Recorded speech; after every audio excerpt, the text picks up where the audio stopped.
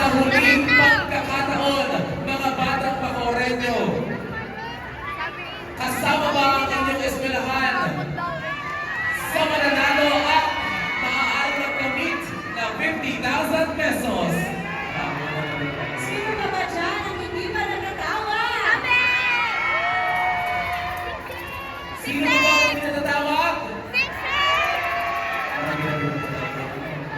Oo nga eh. Kasi 18 pieces, countless pieces ang meron po tayo in the duration of our high school level. Ngunit lima lang talaga ang pwede natin i-advance sa ating grand finals. Narito na po ang ating last seat for the top 5 finalists on the grand finals on December 18 advancing with an average score of 92.95%.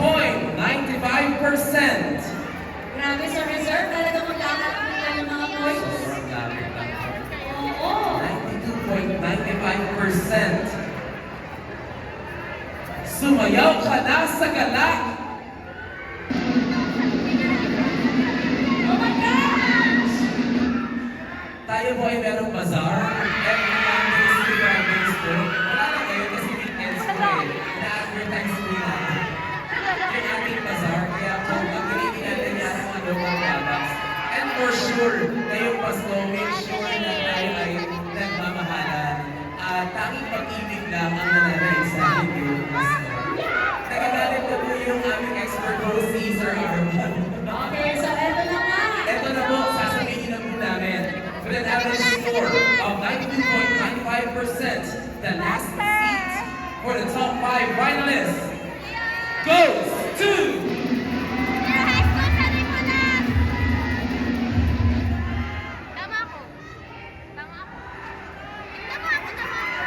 the last seat goes to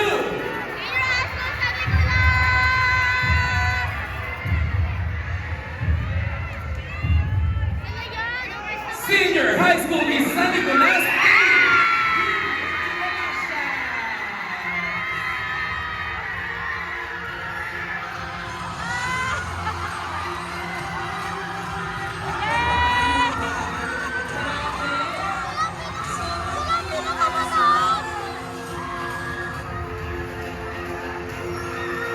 Joining and advancing into the grand finals for a chance to win 50,000 pesos!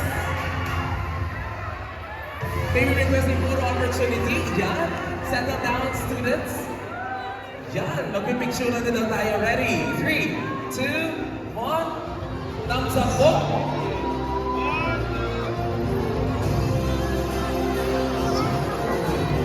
Muli ay congratulations po.